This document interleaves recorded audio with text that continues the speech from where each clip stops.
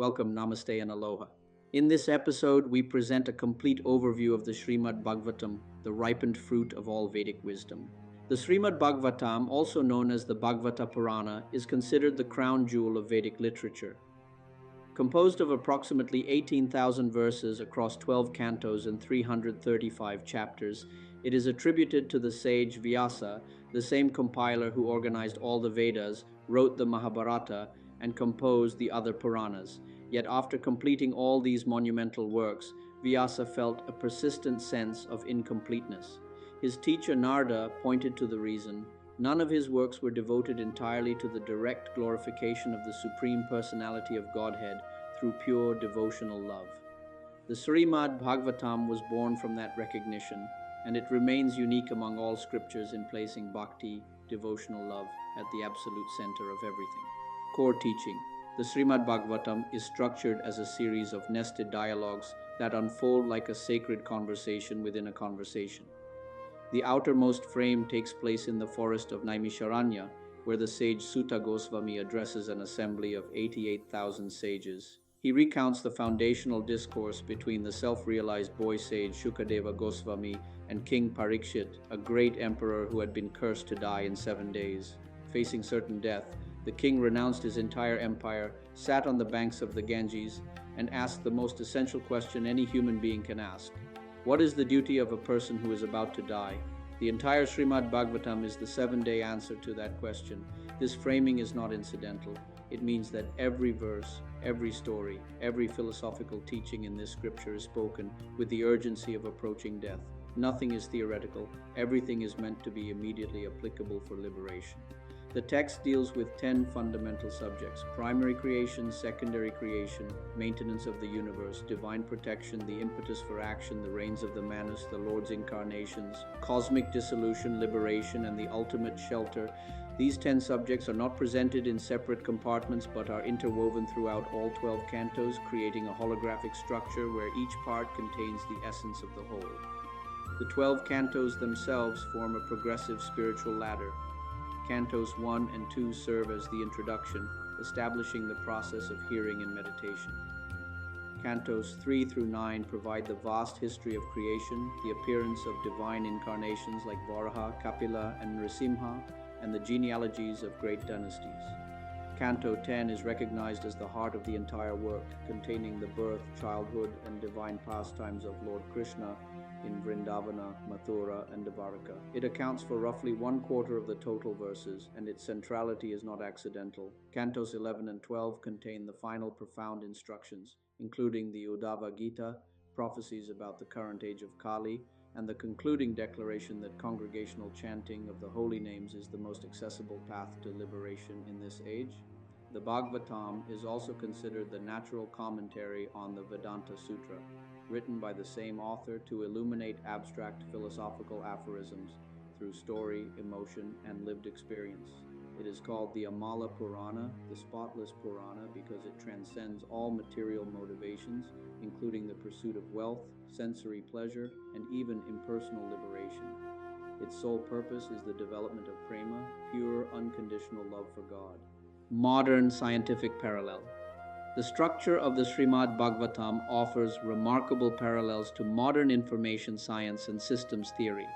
Its nested dialogue framework, where one conversation contains another which contains another, mirrors the architecture of modern hyperlinked information systems. Just as the internet connects documents within documents through layers of reference, the Bhagavatam connects teachings within teachings through layers of speakers and listeners. The holographic principle in physics states that the information contained in a volume of space can be represented by information on the boundary of that region. Similarly, the Bhagavatam's structure is holographic. Each canto contains all 10 subjects, and the essence of the entire work can be found within any single section when properly understood. This is not a linear textbook, but a multidimensional information architecture. Modern complexity theory studies how simple rules can generate infinite complexity through iteration and feedback. The Bhagavatam operates on this same principle. From the single question of a dying king, an entire cosmology, philosophy, and spiritual practice unfolds through recursive elaboration. Each answer generates new questions, each story contains deeper stories, and the whole emerges from the interaction of its parts. The psychological framework of the Bhagavatam also anticipates modern existential philosophy. The entire scripture is framed by the awareness of death. King Parikshit's 7-day deadline creates what existentialists would call authentic existence, the state where awareness of mortality strips away all pretense and forces engagement with ultimate questions. Modern psychology confirms that mortality awareness, when properly integrated, leads to greater meaning, deeper relationships, and more authentic living. The Bhagavatam's narrative structure also parallels what information theorists call data compression. 18,000 verses contain the essence of all Vedic knowledge, just as a well-designed algorithm can compress vast amounts of data into a compact, retrievable form. The text itself claims to be the essence of all the Vedas distilled into a single accessible work. Practical application. The Srimad Bhagavatam is not meant to be merely studied intellectually. It is meant to be heard, contemplated, and lived. The primary practice it recommends is Shravanam, attentive hearing of transcendental sound vibration. This is not passive listening, but an active engagement of consciousness with divine knowledge. The tradition teaches that the Bhagavatam should be studied sequentially, beginning from the first canto and progressing systematically. This is because the text is designed as a progressive purification of consciousness. The early cantos establish foundational understanding, the middle cantos deepen knowledge through historical narrative, and the later cantos reveal the most intimate aspects of divine love. Attempting to jump directly to the 10th canto without the preparation of the earlier ones is like trying to taste the fruit without climbing the tree. The practical teaching for modern life is this: dedicate a portion of each day to hearing or reading the Bhagavatam with attention and reverence. Even 15 minutes of focused engagement with this text creates a cumulative transformation of consciousness over time. The tradition also emphasizes that the Bhagavatam should be heard from a realized soul, someone who has internalized its teachings and lives them. In the absence of such personal association, hearing recorded discourses or reading commentaries by realized teachers serves the same purpose. The ultimate practical goal is to develop such absorption in the Lord's names, forms, qualities, and pastimes that at the moment of death, one's consciousness naturally flows toward the Supreme, achieving liberation not through effort but through love. For young people, you live in an age of infinite content and zero context. You can access more information in 1 hour than previous generations could access in a lifetime, yet you often feel more confused, more anxious, and more disconnected than ever. The Srimad Bhagavatam addresses exactly this problem. It is not merely another piece of content to consume. It is a complete framework for understanding reality, your place within it, and your ultimate purpose. The framing of the text is itself revolutionary for your generation. A king with 7 days to live asks, what matters most? Strip away everything that does not matter, everything that is temporary, everything that is merely social convention, and what remains? This is the question your generation is unconsciously asking through its rejection of traditional institutions, its search for authenticity, and its hunger for meaning beyond material success.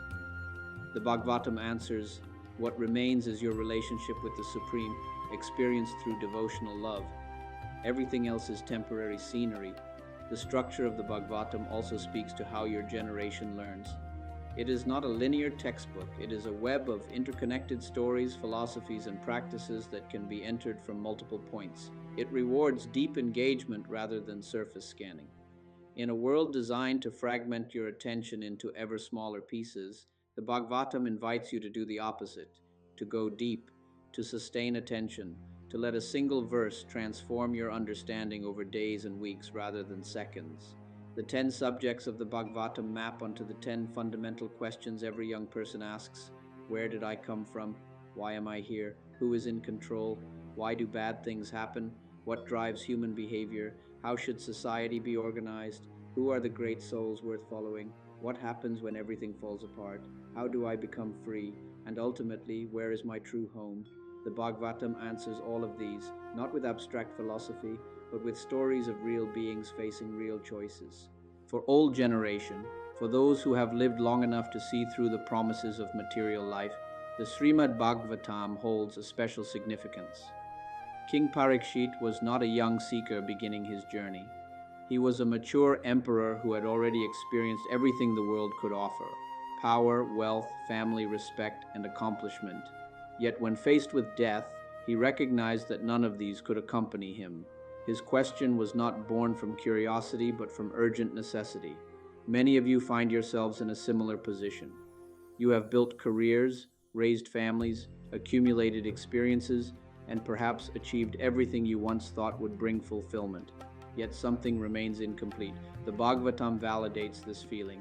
It teaches that material accomplishment, no matter how vast, cannot satisfy the soul, because the soul's nature is eternal and its hunger is for eternal love. The 7-day framework of the Bhagavatam is particularly relevant at this stage of life. You may not have a specific deadline like Parikshit, but you have the wisdom to know that time is limited. This awareness is not a burden but a gift. It creates the same urgency that drove Parikshit to ask the ultimate question. Use this awareness. Do not waste your remaining time on activities that cannot accompany you beyond death. The Bhagavatam teaches that the highest perfection of human life is to remember the personality of Godhead at the time of death. This is not achieved through last-minute effort, but through a lifetime of practice that culminates in natural remembrance. Your decades of experience have prepared you for this. You have seen enough of the world to know what is temporary. You have suffered enough to know that material solutions are insufficient. You have loved enough to know that love is the only thing that transcends death. The Bhagavatam simply confirms what your life has already taught you and shows you the path to its ultimate fulfillment. The tradition teaches that even hearing the Bhagavatam with faith in the final stage of life can grant liberation. This is not a consolation prize, but a recognition that spiritual receptivity often increases with age, as the distractions of youth and middle age naturally fall away. Thanks, Namaste and Mahalo, for joining us on this journey through the timeless wisdom of Srimad